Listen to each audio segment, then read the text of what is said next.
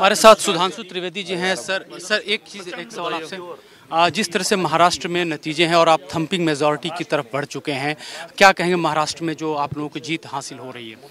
देखिए, महाराष्ट्र में अभी जो चुनाव परिणाम आ रहे हैं, जिस हिसाब से अब वो स्थिर होते चले जा रहे हैं, तो मैं कह सकता हूं शानदार विजय की तरफ हम बढ़ रहे हैं, अभूतपूर्व विजय की तरफ बढ़ रहे हैं। बीजेपी अपना ऑल टाइम बेस्ट परफॉर्मेंस कर रही है और उसके साथ यह भी बहुत स्पष्ट हो गया है कि महाराष्ट्र के चुनाव में दो विषय थे, एक विचार और एक परिवार।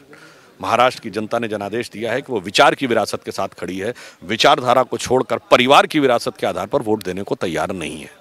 यहाँ पे देखा गया महाराष्ट्र में कि महाविकास आघाड़ी सिर्फ एक गुट ही नहीं था, बल्कि एक क्षेत्रीय क्षत्रप भी इसमें लड़ रहे थे, जिसकी तरफ आप इशारा कर रहे हैं। क्या इस चुनाव में उनके लिए भी जनता ने संदेश दिया है, चाहे शरद पवार हो चाहे उद्धव ठाकरे हो?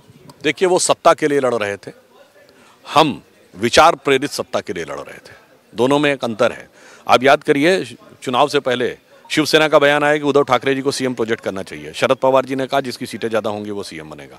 हमारे यहाँ क्या रहा, जिस दिन चुनाव अनाउंस हुए उस दिन पत्रकार वार्ता में पत्रकारों ने पूछा, देवेंद्र फडणवीस जी की तरफ पूछते हुए कि सीएम कौन होगा, उन्होंने मुस्कुराते हुए शिंदे जी की तरफ देखा और क्या कहा, शिंदे जी ने हमारा काम ही सीएम है। और अभी शिंदे जी ने क्या बोला है कि कोई समस्या नहीं है, हम लोग आपस में बैठ के तय कर लेंगे सीएम कौन होगा। तो हमारी साझेदारी में सबकी हिस्सेदारी है और बहुत समझदारी है, इसलिए उन्हें अपने बारे में सोचना चाहिए। हमारे यहाँ कोई समस्या है तो सेफ है, ये मैं पूछना चाहूँगा। ये बड़ा नारा फेमस रहा है, क्या इस कंसोलिडेट करने में आपके द्वारा ये बड़ा अहम? प्रधानमंत्री जी ने जो बोला है, ये तो हम लोग सांसद के रूप में शपथ लेते हैं तो क्या कहते हैं, देश की एकता और अखंडता को अक्षुण्ण रखूंगा। जब एक रहेंगे तभी देश अखंड रहेगा, जब बटे थे तो खंड खंड हो गया। सवाल है, झारखंड में इतने एक डिसअपॉइंटिंग है आप लोगों के लिए जो परफॉर्मेंस वहाँ पे दिखाई दे रहा है, उस पर क्या कहना चाहेंगे?